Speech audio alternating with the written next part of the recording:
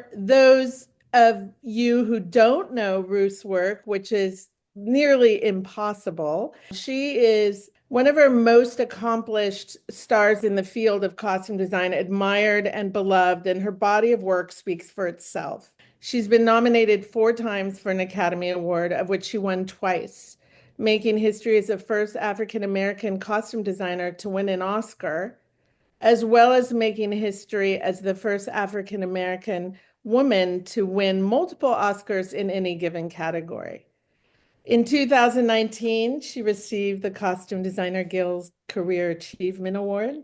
How does it feel to listen to all your accomplishments? When I hear you say it like that, I'm like, who is that again? Oh, wait a minute, that's me. Thank you. I'm Let's talk proud. a little bit about your origin story and tell us. I think people would like to know kind of where you Mm. grew up and Yeah. what brought you to costume design. Well, I grew up in Massachusetts. I went to the HBCU, Hampton University, and I studied elementary education and with a specialty in special ed. And it was a little heavy for me. It was heavy. And I fell back into theater. I decided to change my major to theater arts and very soon was known on campus as the costume designer. Oh, that's so great. I so relate to that. My way in as a young person as well was through theater and not getting the parts. I went to Yeah. theater school and I thought I love the vibe. I love the collaboration and Yeah. I was a theater kid. I love the imagination and I common. knew we had more in common than just what stood on Yeah. the surface. Yes, definitely. Your resume is so varied in terms of genres. You've so Mhm. many, you've really touched on every genre from Mm. historical pieces to biopics to comedies. What informs your choices and what sparks your interest on when you're choosing films that you want to work on? Well, I think that it's still one of those things where I would love to be the person who chooses, who goes out into the backyard to my film tree and I pick, oh, I love this one and then I love that one. Yeah. But I feel that I have a certain reputation and the films that are being offered to me kind of feel like they're in my wheelhouse and I'd love to do something one day with like one person in it, Crap's last tape. I mean, just give me one.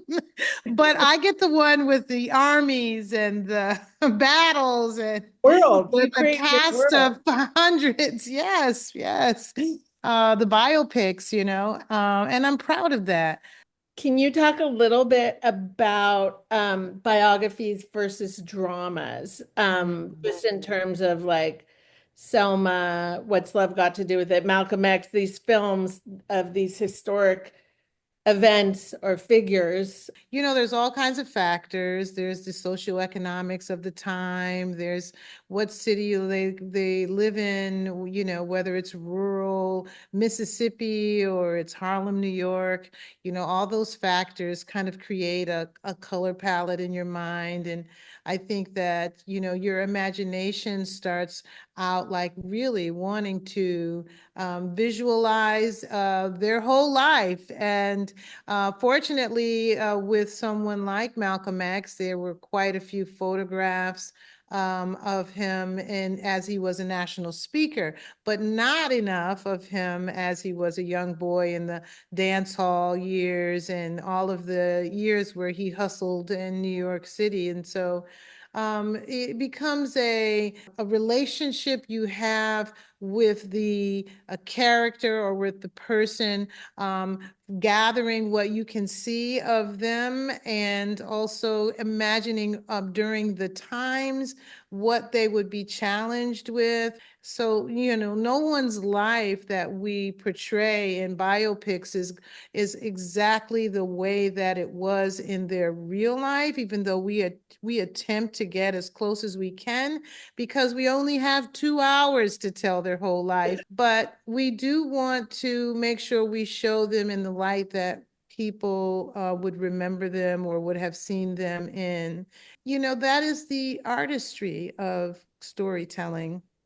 So going from a biopic to a historical drama like Selma, there also were a lot of photographs and depicting the march. And you understood from the reading. A lot of times you don't get enough from pictures. You actually have to do some reading. Your first film, if I recall correctly, was with Spike. Yes, school Right. days. Yes, you designed 12 films with Spike. Yes. When I think of Chirac or Crooklyn, Mhm. these movies and about these images that you really, for a while there, like in the 90s, the only places we were seeing these images of Black life was through Spike's movies or Robert Townsend movies or John Yes. Stephen movies, all of which you collaborated with prolifically. I Oh, mean, you thank you. multiple movies with, I think, 5 films with Robert Yes. Townsend and Mm-hmm. John Singleton. About And the same with John. oh, it's so great. That, I Mhm. mean, that's special. I think one of the attractive aspects for me as a young person coming into filmmaking was the collaborative communal Yes. idea. We know it's not always that way, but when you Yeah. find your people, basically, and Mm-hmm. it really, I think, as artists, when we have a director or even an actor with the same vision or purpose, we can really be creative, right? Do you have any career highlights that stick out in your mind of like Mm-hmm.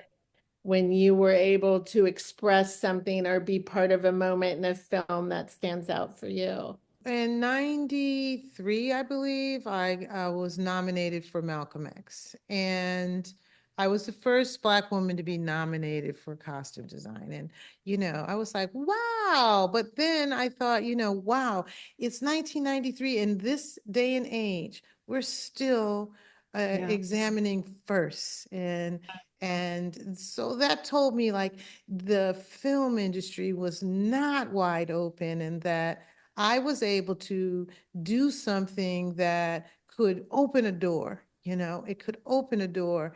And it really did feel then like a win because no one had been nominated before. And I was nominated for Malcolm X, which, wasn't your typical Hollywood film. Mhm. And it was about learning about someone who was, been a huge icon in the Black community and all in the global community as a Yeah. Muslim. So that was a huge point of pride for me because that's what told me that I'm doing something right and I'm doing something good. As time went on, Amistad happened, and meeting Steven Spielberg and working on set with Steven was another highlight. And then I was nominated, but it was the loneliest nomination ever because the film didn't get the nomination. Oh, yeah. I really, I really was kind of like this lone wolf, me and the DP. Um, but again, I was reminded that this is not the reason why you're doing this, that this is a part of it and it's something to be proud of, but it isn't the crux of what makes this experience for you so impactful and so important. And then Black Panther happened. I walked into Marvel very nervous, never having done a superhero film before, and I sat across from a young filmmaker that admired Spike Lee and really and told me that he was happy that I came in to interview. He admired my work as a student of film. Oh, So when that happens, it charges you up and you go, I am going to do the best I can for this young filmmaker. I know we're professionals and we've had all kinds of experiences, but it's nice when you admire like the vision of a filmmaker and you really want to do a good job for them. It was incredibly hard. It was really immersive. So to win for Black Panther, it was bigger than anything. To stand on that stage and look out and see Spike sitting there 4 rows back. I went off my speech and I just said, "Thank you, Spike, for my start. I hope this makes you proud." Mm, And um, just seeing Chadwick Boseman mm, just smiling big and bright, it felt like I was still doing this for the culture, still achieving these goals for the community, still being an example to the next young girl coming in behind me to show that they can too. And mm. that's really what I was overwhelmed with joy about. What advice would you give to a young person who wants to be a filmmaker?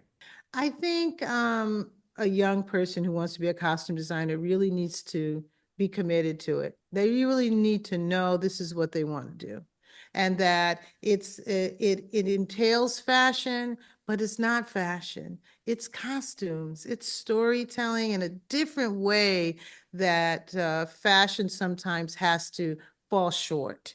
It's a whole life experience when you do it costumes. It's not always glamorous. It's sometimes very lonely because you have to commit to the time. And I don't think a lot of people want to commit to the time. I mean, we're on our Instagrams where that dopamine is activated after 3 minutes. Yeah, And we think we know, and there's so much that I still am excited to learn. So, come into this knowing this is something that you really want to do and that you're always going to be a student of it, that it's always going to have something for you to learn, that the minute you think you know, then you're only scratching the surface. great advice. Wonderful. It's been so great having this conversation and learning about Same. Thank you, invitation. Ari, for thinking of me.